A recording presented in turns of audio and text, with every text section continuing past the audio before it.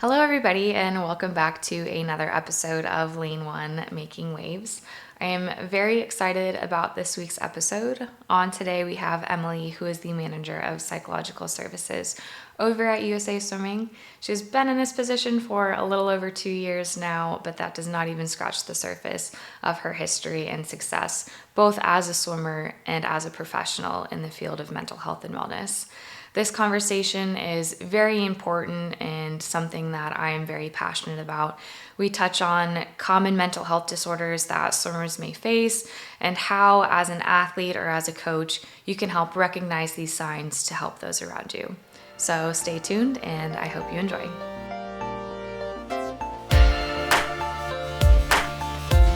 Emily, thank you for being on today. I know I'm really excited to learn more about your history and the work that you're currently doing with USA Swimming. So you've been serving as the manager of mental health and emotional wellness for USA Swimming's national team division for over a year now. Can you tell us a little bit about your role and the highlights so far? Yes, and we renamed my position to be Oh, manager of psychological services just to kind of make it a little bit more encompassing of everything that has to do with the brain. And, one of the things that I talk a lot about is that I do mental health and sport performance. And so we wanted to make sure that it was this whole idea of this umbrella of, people who are struggling with mental health all the way all the way through to optimizing sport performance. And we wanted it to also mirror. So I work really closely with the USOPC, and theirs is also named Psychological Services. So we wanted that consistency, especially with our athletes, which has been a fun change. It's the first title was a very long title to have to tell people, and so being able to shorten it has been really wonderful. But yeah, I was hired in January of 2023. I can't. It's been 2 years now, oh, isn't wow, yeah. it? I was originally hired part-time because we didn't really know what the position was going to be. And, as USA Swimming is a nonprofit, financial piece is always a component of it. So we really worked to kind of prove that the position was one that was needed and valuable. And by September of the first year that I was in the role, I was moved to full-time. So it's been a whirlwind of a couple of years and really kind of being able to provide this for our athletes. Yeah, I think especially not only the past 2 years, but just the past decade, I'd say there's really been more open discussions about mental health and wellness and how it impacts all athletes, professionals, not just swimmers, but coaches as well. So it's really nice to see USA Swimming on board with that, helping our athletes and coaches on all levels. You have a very diverse background in the sport of swimming, and very successful, especially in open water and the 10K. As someone with such a rich background in both swimming and mental health, how do you combine your personal experiences as an elite athlete with your professional expertise to support today's swimmers and coaches? So I think first and foremost, it comes down to passion. When I was a swimmer and I swam for Michigan and I was a distance swimmer there, and they only had the mile, which was actually my favorite event. But since they didn't have the mile in the Olympics for women, I moved to the 10K. But when I was in college, I struggled with my own mental health. I struggled with anxiety and I struggled with an eating disorder. Mhm. And so I was seeking help. And while I was also trying to build confidence in my ability in the pool to do what I knew I was capable of, but it just hadn't come out when I was in my earlier years in college and even in high school. And so when I talk about passion, it's the passion of I love the brain and I love the mind and I love how much it can do when we use it in a way that benefits us. Yeah. And so not only do I love the sport of swimming and I love all sports, I started my career at Michigan working with all sports. Mhm. But having the background of understanding swimming, I think swimming is a little bit of a unique sport than some of the other ones. I'm sure every sport says that. Yep. But I think swimming has a really big mental component to it. So the combination of my own personal journey that I went on with my mental health, as well as wanting to give back to the sport and wanting to give back to the community and understanding the sport and the need within the community for this space really kind of drove what I do. And when I talk to any athlete, I talk about like, I don't have any ego in this. If people want to work with me, great. If they want to find another provider, then how can I help them find a provider? Mhm. And I think being able to really showcase that it truly is a passion of making sure that there are no barriers for our athletes to seek help allows for some of that to come through, knowing that again, like in being doing a 5, 10, or 25K, you're in your head a lot. Yeah. And Yeah. so I knew the importance of sometimes having somebody else help us through our own battles and our own struggles in our mind. And that passion, I mean, it really shows, especially just hearing you speak about your personal experiences and how open you are with them. I know as an athlete, sometimes we're kind of taught to suppress those emotions and put on a brave face until you get home and everything kind of unravels. So it's really nice to have those open conversations and also know that everyone is here to support one another, and we're all here to help make sure that everyone is okay holistically and not just physically. So in your role, you provide direct care to national and the national junior team members. How do you approach individualized mental health support, and what does that look like kind of on a day-to-day basis for you? Yeah, so one of the wonderful things about my position is that USA Swimming really supported me getting licensed in as many states as our athletes are located. Mhm. So I'm licensed in about 16 states. I'm still working on one that's giving me a run for my money because Oh, there's wow. just a lot that goes into it. But I am licensed in a lot of states to be able to provide direct one-on-one care for our athletes. I think virtual, it's funny, when I started, I was obviously in person and then the pandemic hit and so many people went virtual, and virtual became an option, which actually blends really well for athletes because there is so much need to kind of move things around, or, practice can get changed at the very last minute. And instead of having to wait a whole nother week to try to get in with a provider, we just move the time around a little bit and it actually makes it a lot easier. And again, one of the things you'll hear me talk a lot about is being proactive and removing barriers. And I think that's something that this position actually allows for.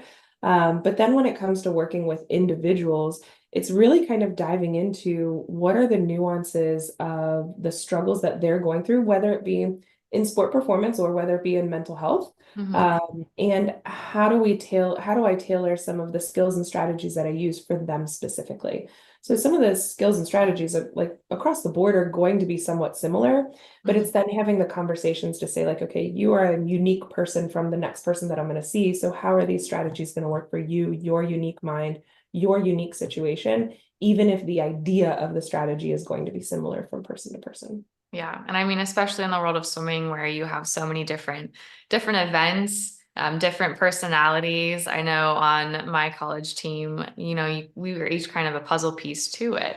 And so as you spoke, although it may be a broad approach to it, everyone has those specifics and individualizations that work for them. So specifically having someone like yourself to kind of see that and work proactively to know what's going to work best for every individual is extremely important, especially in such a diverse sport like swimming. So what types of mental health and emotional wellness resources are currently available to swimmers through USA Swimming, and how can athletes take advantage of those resources?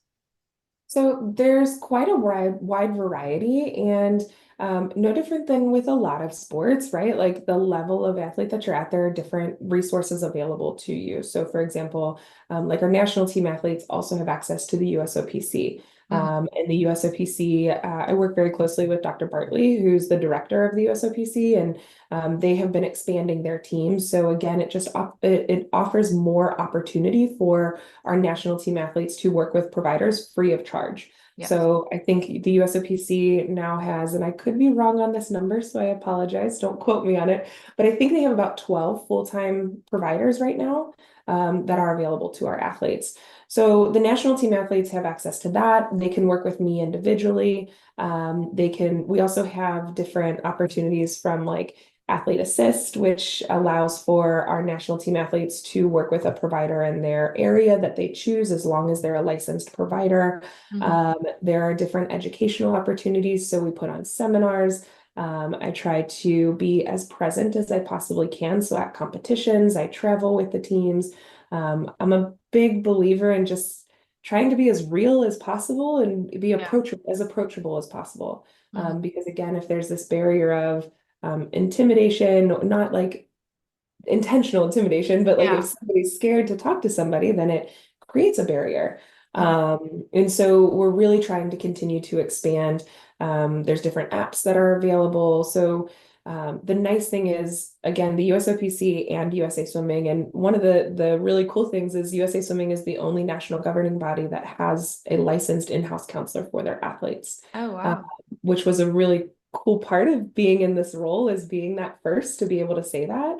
Yeah. Um, but really working with them on what are those resources and what are those opportunities. And if any of the national or junior national team athletes want to get access or want to explore what is available, they can Mhm. just send me an email and we can schedule a 30-minute call to figure out, okay, what are you looking for and what is going to be most beneficial for you? Yeah. And I mean, it's extremely important, as you said, to be comfortable with the person that you're talking to.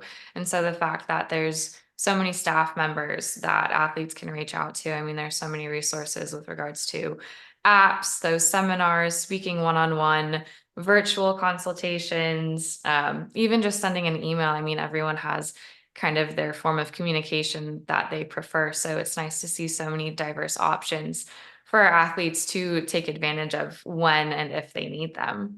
You spoke that you go and you travel a lot to help educate and help these team members kind of in all aspects of their career. And so education plays a big role in your work, both with athletes and also with coaches.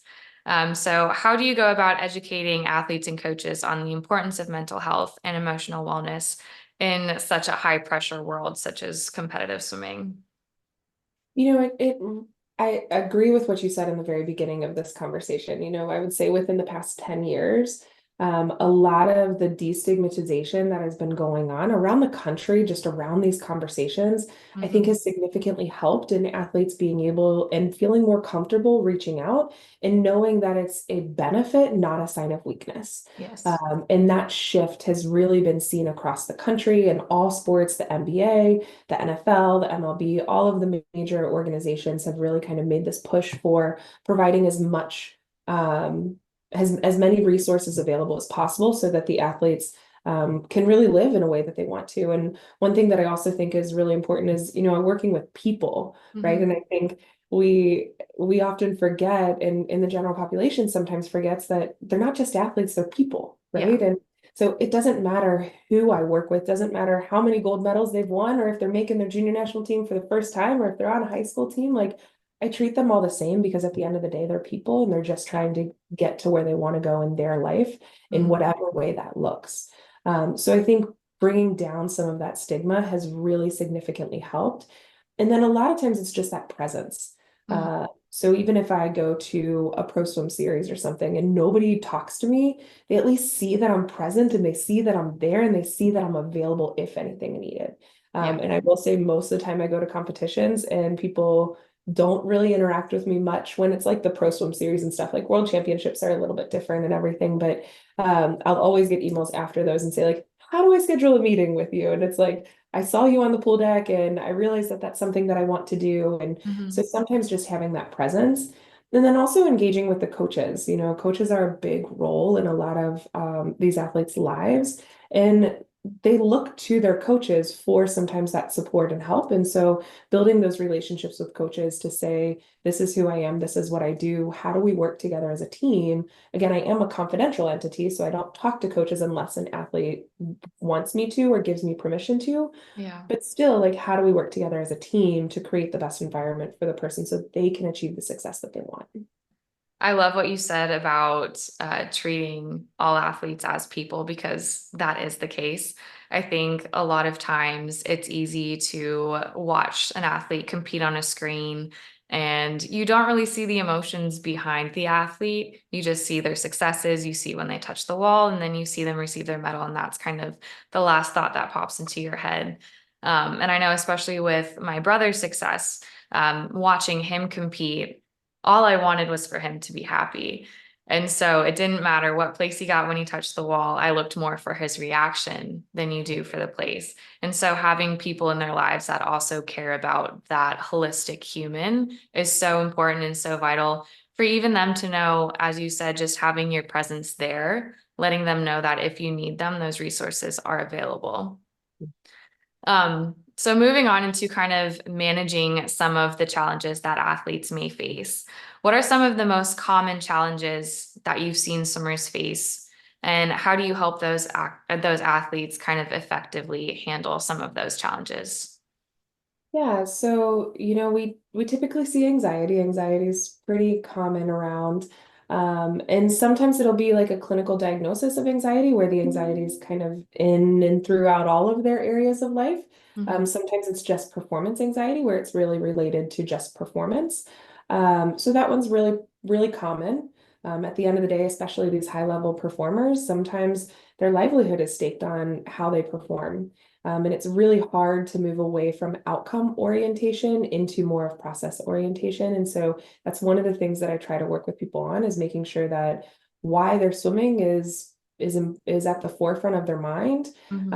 and also trying to see every opportunity as a stepping stone towards success. And I was having a conversation with an athlete the other day, and it doesn't matter again where you are in your career, Yeah. there's always going to be a voice in our mind saying, well, here's what you can do better. Here's what you can do better. Here's what you can do better. So being able to take that step back and be proud of where you are, proud of the successes that you have, even the stepping, I don't like saying failure too much just because I don't see anything as necessarily a failure. I see it as an opportunity to learn. Hmm. And so whether you have success or you have an opportunity to learn, how do you use that and move that forward into what you're trying to achieve versus allowing sport and allowing outcomes to be your identity. Yeah. And I think that that's something that I work with a lot of athletes on, especially the younger ones in the junior team. Hmm. Uh, a lot of times they get really hung up on, well, I made the junior national team. Like, if I'm going to be successful, I have to keep making it, or I have to make the national team. And there's so many have tos in our sport that is so outcome oriented. So trying to change some of that. There is some depression, Hmm. again, when there's so much pressure and we're putting that much pressure on our brains, it can cause our brains to kind of go into the space of unhappiness and just really struggle. And especially I see that leading into major competitions. So like Olympic trials, there was a lot of people that I was working with that were really struggling with depression because Hmm. they were putting so much weight on Olympic trials as a big definer of their career. And Yeah. that's really hard. So yeah, I do see some depression. Anxiety is most common. Some body image issues, again, being in a swimsuit, that's common. But really quite a wide variety of different struggles. Yeah, and I mean, it's very interesting to hear you speak about all of those things because I am now, I don't want to say how many years removed from the sport, but it's easy to look back on your experiences and kind of identify those moments where you were kind of struggling with performance anxiety or you were down on yourself about your performance. Or, I mean, identity in the sport is absolutely huge. And so much of my identity was tied into how I performed to where I kind of put my self-worth into each performance. And so when I was done swimming, it took such a long time for me to really kind of come to terms with the fact that I was done and also find out my quote unquote new identity, even though it wasn't new, it was always there. It's just that so much of your time is tied into that sport that having those conversations while swimmers are still swimming will help them have such a better experience and even perform better. Because I can remember my coach just coming up to me. He's like, you need to be more confident. Like, you need to stand with your shoulders back. And I was like, I'm scared. And so, like, having these conversations with athletes is so important. And it's so nice to, I know I'm going to say this a lot within this conversation, but it's so nice to see these resources not only available, but being utilized from such young ages. So I've also seen talk about the continuum of well-being and where athletes kind of fall within that circle and cycle. How does that concept kind of shape your approach to mental health, and how do you tailor your support for athletes who are maybe on different points within that continuum? Yeah, so the way I talk about the continuum is, we all fluctuate along that continuum due to Mhm. life events, experiences, genetic factors. So, there can be somebody who is doing really, really well, and then something happens that kind of forces them to struggle a little bit. I talk a lot about death as one of those things, right? Like if somebody experiences a death in their family or experiences a death of a loved one, that causes a like natural struggle. And so being able to work through, or somebody could be again like performing really well, but they've just been putting so much pressure on themselves for such a long period of time that they Mhm. crack, and so they slide down that continuum. And again, once they work through it, they're right back to being where they want to be. I think it's one of the nice things about my position is that I am licensed in mental health, and I can diagnose, I can work with the athletes on mental health struggles. And I also have all of my training in sports and my certifications in sport performance and optimizing sport performance. So I can be working with somebody on a mental health struggle, for example, depression. And Mhm. then they have a competition coming up. And because of my training, I can shift that competition if they want to how do we optimize performance, or what are some of the areas that you want to focus on for this meet coming up? And then we can always shift back to the depression Mhm. after that competition's over, or vice versa, or anything along those lines. So that's one of the nice things when it comes to that fluctuating on that continuum, is that because of my training background and experience, I'm able to kind of see what the athlete needs and utilize that and where they're at in their careers, where they're at in their life, and be able to help them where they need in the moment versus just it being so cookie cutter with every single person. Yeah.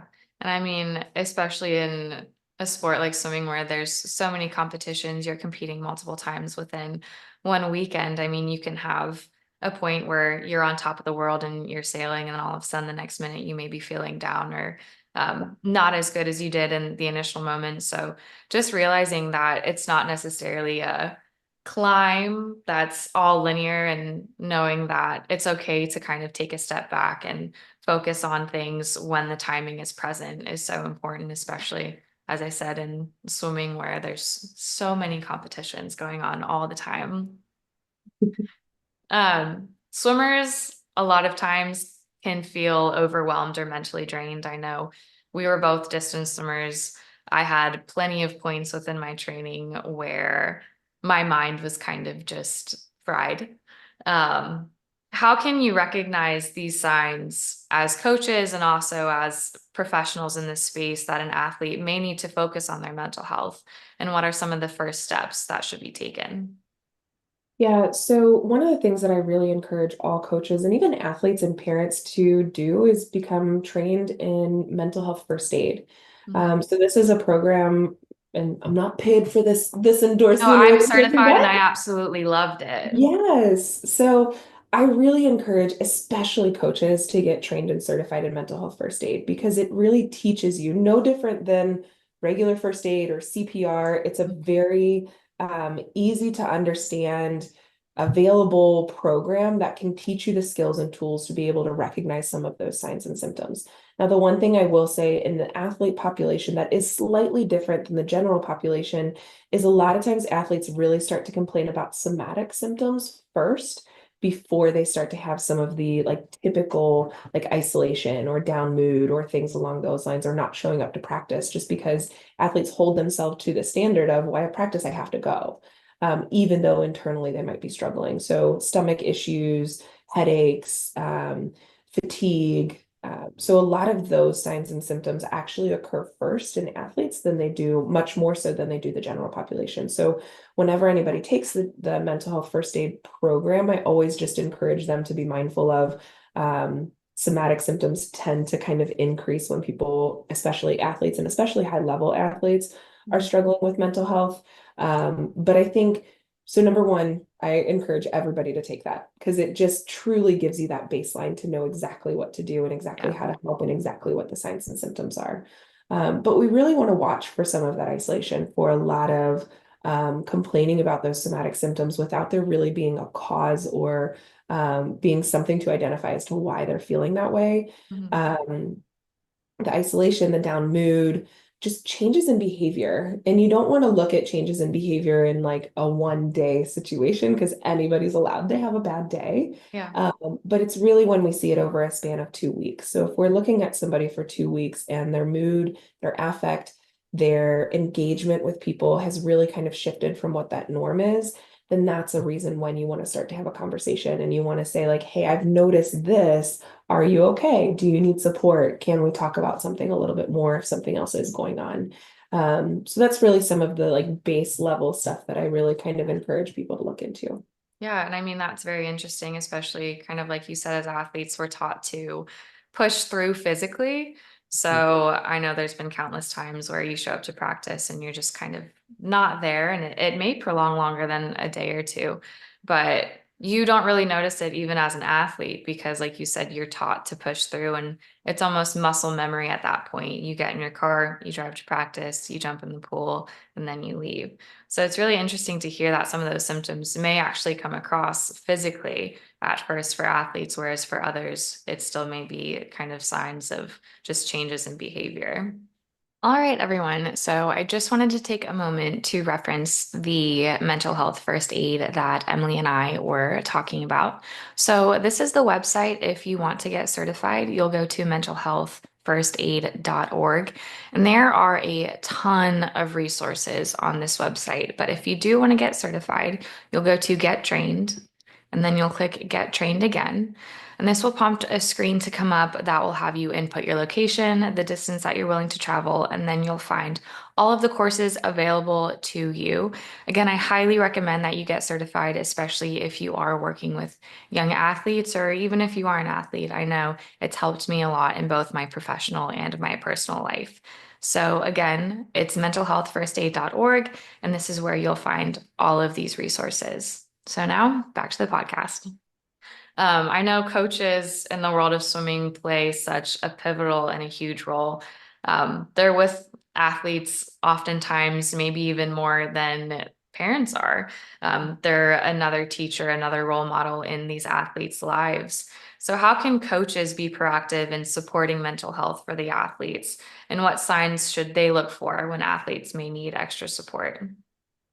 So a lot of it is really similar to what we just talked about. Like again, especially in athletes, Hmm. you're spot on. Like we're taught to push through, Hmm. and we're taught to push through almost, I would say, more so mentally than physically, Yeah. right? Hmm. Because if we start to have a shoulder problem or we start to have some physical ailment, then we pull back, but Hmm. we don't always do that when it comes to mental, and that's because it's not as visible. Yeah. And so many athletes, and again, to reach that high level you have to have some of that ability to kind of push through, but also recognizing what is too much. Hmm. And that's the piece that I don't think, especially us as elite athletes, are able to do very easily. And that's where we need the support of coaches. That's where we need the support of parents to be able to say, like, hey, it's okay. You Yeah. don't, like, yes, this is what you want to achieve. And how can we get there while maintaining health and what that looks like for you? Hmm. So having just more conversations with I think coaches having more conversations with their athletes and breaking down some of the communication barrier. Because the other thing that I hear a lot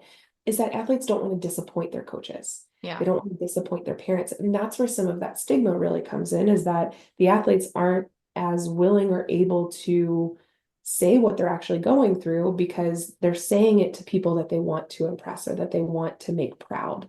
And Hmm. so I think that's where a lot of that education can come from. And fortunately and unfortunately, it Yeah. kind of comes down to the coach to be able to walk up to them and start that conversation so then they don't feel like they have to as much. Yeah. And I mean, it's also interesting, kind of as you pointed out, as athletes, when we have a shoulder ailment or if you have the flu or strep throat, I know I was common getting strep throat all the time in college.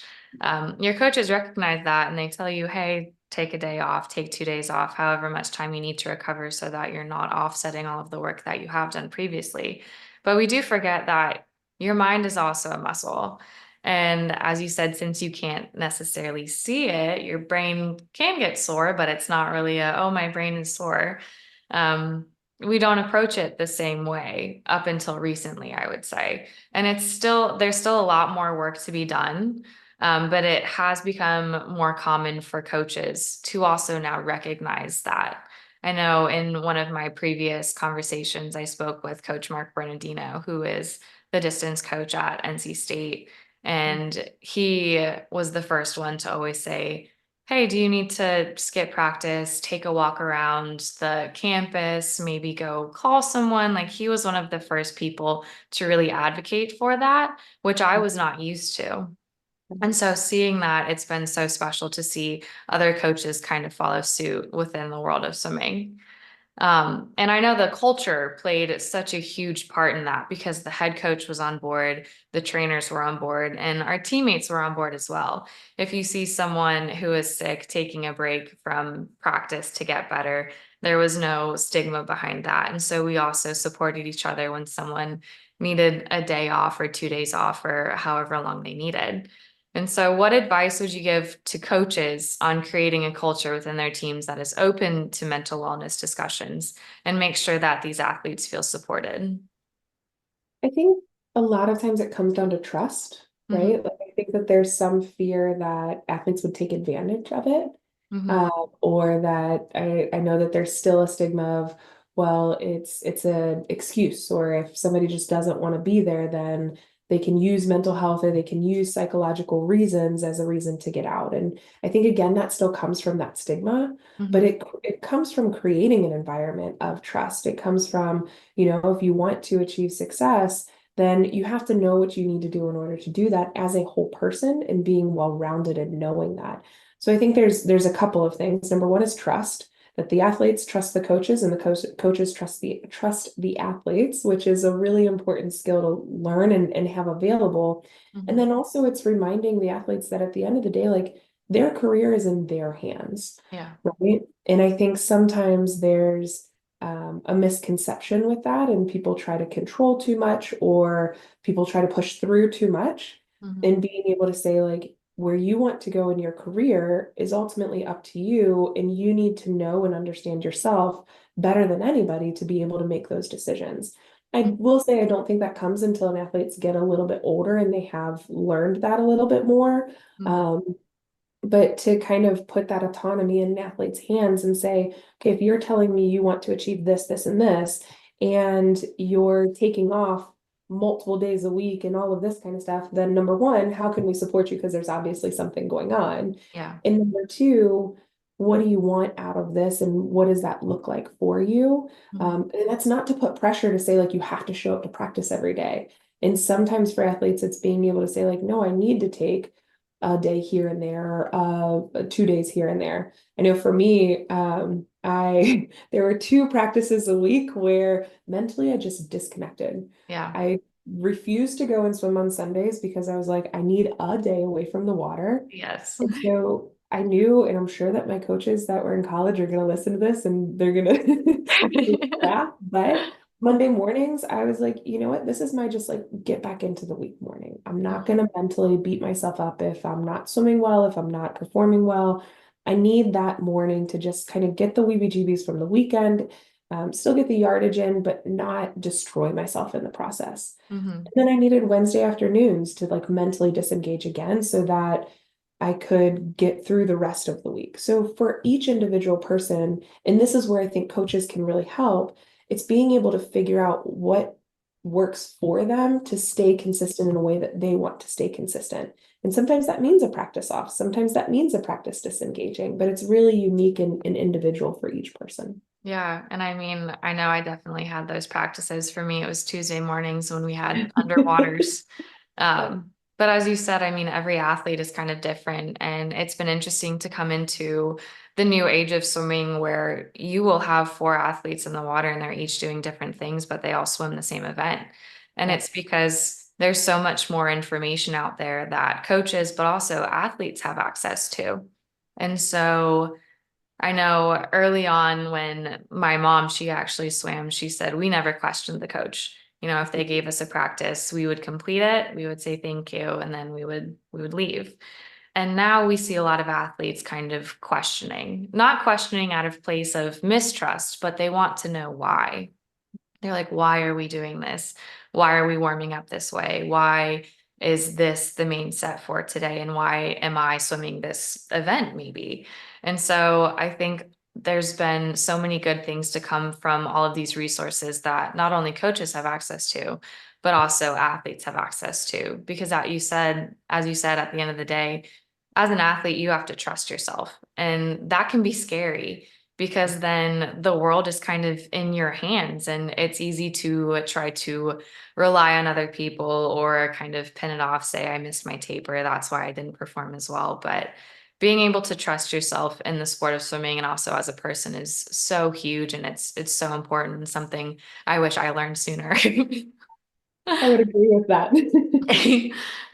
So you have a long background, as I said, both in the water, but also out of the water with mental health and sports psychology. I know you worked at the University of Michigan, as you said, with all athletes. How did your time at the University of Michigan kind of shape the work that you do now with USA Swimming? Yeah, I mean, being an alumni of Michigan, it was Mhm. again like an easy fit. I feel like with both the main positions that I've had, it's just gone so smoothly because there's a lot of connection with athletes. Mhm. At Michigan, I understand the demands and pressure of being a student athlete, in particular at Michigan. So a lot of athletes kind of gravitated towards that connection. And same thing at USA Swimming, having been a swimmer, a lot of athletes gravitate towards they don't have to explain a set to me. They can just rattle off a set and I know exactly what they're talking about, which Yeah. sometimes makes it a little bit nice. But working with all athletes, I think really gave me a really strong background in being able to, again, even individualize even more because people come from different backgrounds and people may have played different sports. And so, even when it comes to like the sports psychology side, being able to understand our body movements and the connection between our mind and our body based off of different body types and based off of different backgrounds, I think only enhances the work that I'm able to do. But working at Michigan, I worked in multiple capacities. We created a program called Athletes Connected, where it was one of the first in the country to really truly like target that destigmatizing of barriers related to seeking out for help in athletes. And so we built this huge platform and just kind of seeing the world of psychological services really taking off while I was at Michigan and seeing opportunities continue to grow, continue to drive my passion for pursuing this and just putting forth the best that I can for the people that I work with. Yeah. And I mean, especially working with athletes from different sports, I know swimming's kind of unique with our training schedules. I mean, even the different disciplines that we swim, you may have a swimmer who only practices 6 times a week, but doesn't need that extra practices. Or unfortunately, I had like 15 practices a week because I needed it. Um, Well, so I think like also that helps with regards to other sports as well, because there's so many sports out there, but at the end of the day, athletes are athletes and we all want to perform our best and know how we can better ourselves to kind of get there. And so I also read that you were one of the first mental health officers at Tokyo 2020, which is super exciting and something I'm very excited to kind of talk to you about. So how was your experience in Tokyo, and what were some of the lessons that you learned while you were there? yeah, so I went with the Paralympic team. Okay, yeah. And so we had two mental health officers per games, per Olympics and Paralympics. One Hmm. of them was a psychiatrist, and the other that was a clinician. Hmm. So with me, working with me was Dr. Todd Stahl, who's a psychiatrist, and he's a wonderful person. I've actually referred many athletes to him. Yeah. But it was really great to be a part of a different element within sport and Hmm. seeing on that type of a scale. It was full circle for me. This is kind of on the side of the mental health side, but my first international competition as an athlete was in Japan. And so Oh, then my first wow. international competition as a mental health clinician was in Japan, which was kind of fun to just Yeah. kind of have that full circle moment. And also having been somebody that didn't make it to the Olympics and just missed on multiple occasions, being able to see my true calling in the sport as something bigger than just being an athlete and being able to provide a resource that is so new and so valuable in a different way to get onto the Olympic staff was a really cool moment for me. And so when I was there, that was during COVID. So we Mhm. had a lot of different roles that we played. But again, kind of expanding my knowledge base and working with Paralympic athletes only enhances the work that I continue to do now, especially as it relates to injury and injury recovery and the mental side of having to work with so many doctors in different areas. But I loved working with the USOPC and they contracted me. So I was originally supposed to go in 2020, and then obviously it was postponed a year. Yep. And so during that time, the USOPC contracted with me and two of the other mental health officers. And we really kind of started to work with them on creating mental health programming. We were on the hiring committee to get Jess hired in her position or find a director at that point. And so it was really cool to kind of see some of the other elements within the USOPC and start to expand some of the resources that they were able to provide for their athletes as well. Yeah, no, I mean, that's amazing. And the fact that it was a full circle moment. I think there's so many of those in sport, but that's one that gives me goosebumps just thinking about going back to where it all started. You work with tons and tons of athletes. And I mean, I can just tell by the conversation that we've had that you help every athlete that you come into contact with, but also, you're a person as well. So how do you make sure that you have enough in your cup so that you can fill others? That's a hard one. I'm not good at that, is what I'm supposed to be. So I'm still working on it. You know, my work grounds me. My work is obviously, as you can hear in the way that I talk, or at least I hope you can hear in the way that I talk, I'm really passionate about this and I really love what I do. Are there days that I'm like, I don't want to do it today? Absolutely. Yeah. But at the end of the day, like this is what I truly feel like I was called to do. And so Stacy Michael Miller is who I report to in USA Swimming, and she's phenomenal. I love working for her. And she constantly tells me to make sure that I'm taking care of myself, which Yeah. again, like I said, can be a challenge. I have two young children as well, and my husband's an orthopedic surgery resident. So Oh, having wow. this type of a job, plus while he's in residency and a 5-year-old and a 3-year-old, and life gets challenging at times. And Yeah. so, as a mom and as somebody who's in the helping field, a lot of times I myself goes on the back burner, Mhm. which will change eventually. But I know that my career is something that I ground myself in, and we're getting a new treadmill delivered tomorrow, so I'll be able to get back onto What that. kind? Because I am looking. We got the Soul F85 because Okay. they have like apps that are attached to it, like Netflix and things like that, so I you can love watch that. some shows. So hopefully I can get back into that and really starting. And now the sun's out, which is nice, which is why my face is a little red because even though it's still cold up here, when the sun hits my face gets red. But getting outside more is something and that I really like to do. And working from home, being in this position now. Actually, I can go outside for a 10-minute walk instead of having to not have that flexibility, or I can get some of the things done around the house that need to happen during the day instead of stressing myself out on the weekend. So I've been able to find some balance here and there. Yeah. And I find that passion in someone's why is truly kind of what grounds them. So on days where things do get a little bit much or a little bit hard, when I have instances where I want to kind of just put my pen down and walk away, Yep, yep. it's easy to, as you said, kind of take a couple minutes to decompress and come back to it and realize that, your work is making a difference. And that's something that's truly special, especially with your background in the sport and being an athlete to now in the capacity that you're working with young athletes. So I also just want to give a little thank you to you. Um, because I mean, as a former athlete, like I've had so many of the same thoughts and so many of the same instances that you're speaking about. And so now I think I've said this, but knowing that athletes are getting that help and those resources is something that is so special. Um, Especially like distance swimming was hard. It is. It's really hard. It is hard. Um, and also kind of going to like the complete athlete. I know there's been a lot of resources with nutrition, strength training, physiology.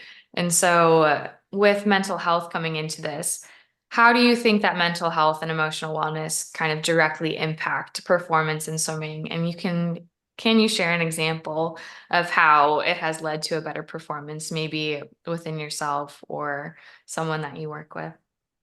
Yeah. I mean, I guess I'll use myself as an example. You know, when I struggled in college, I got dead last in the mile at NCAA's my freshman year. I really struggled my freshman year with the change and the acclimation to a new environment, new training schedule, basically your entire world getting flipped upside down your Yep. freshman year and just being Yeah. expected to deal with it and be successful that first year. And for some people, that's really hard.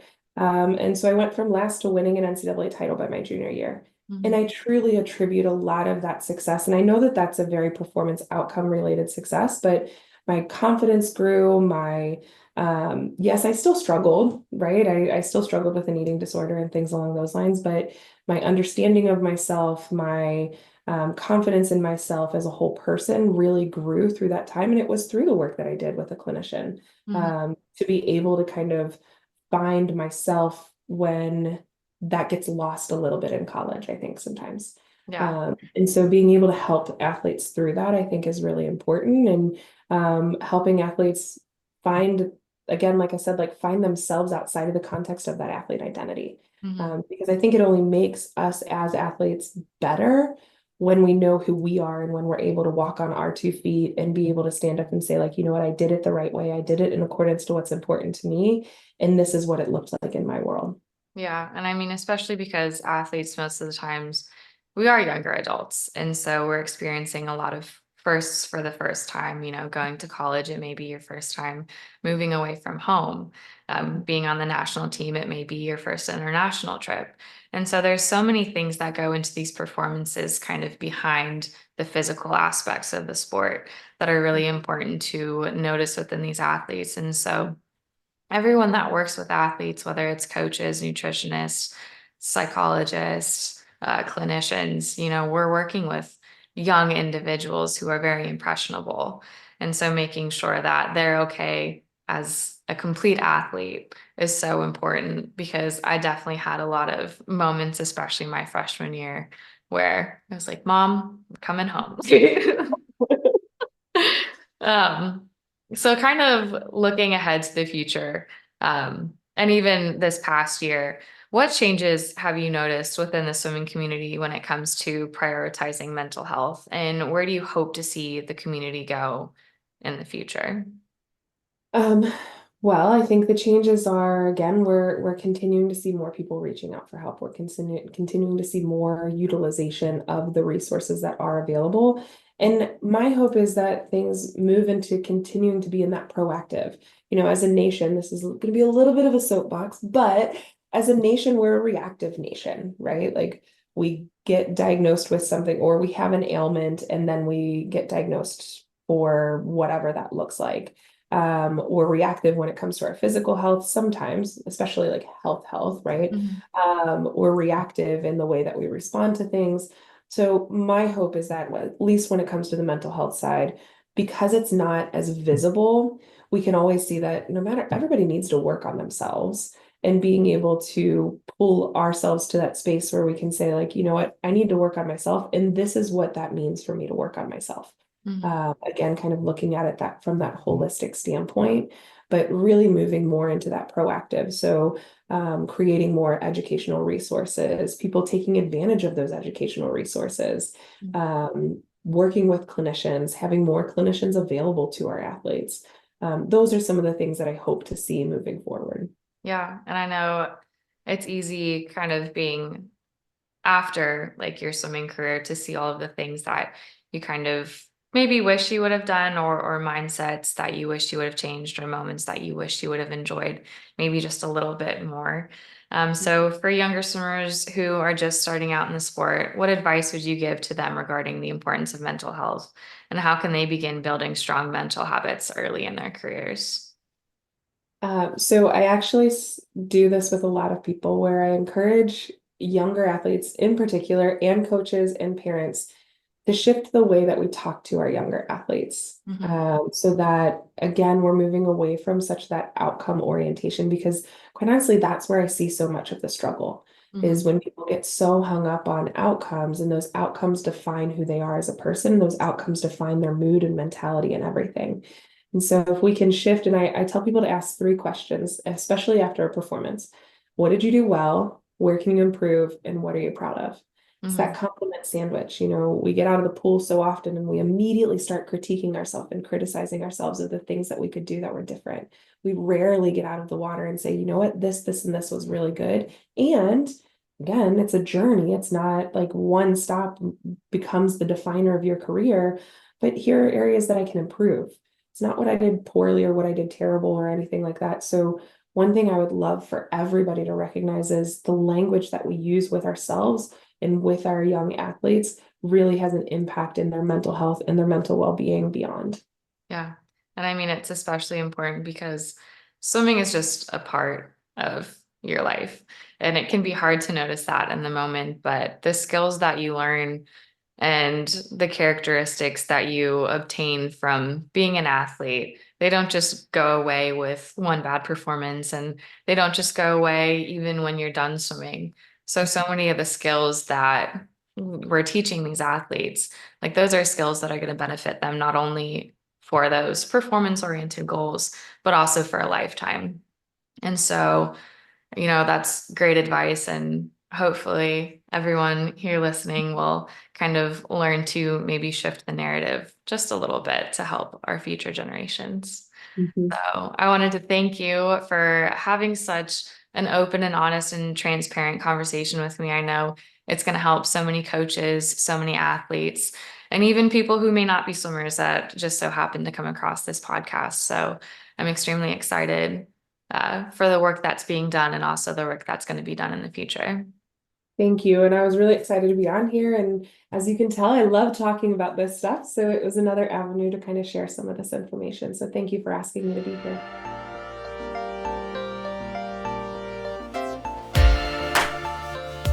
All right, everyone. Well, I hope that you enjoyed today's episode just as much as I did. I know, as I mentioned, this is something that I am extremely passionate about. I think that athletes should be taken care of mentally, physically, emotionally, holistically, because swimming is much more than just jumping in a pool and swimming a couple laps. So you guys know the drill. If you like today's episode, please, please, please like, subscribe, and share with all of your swimming friends and family. A huge thank you to ISCA, the International Swim Coaches Association, and also Swimming World Magazine.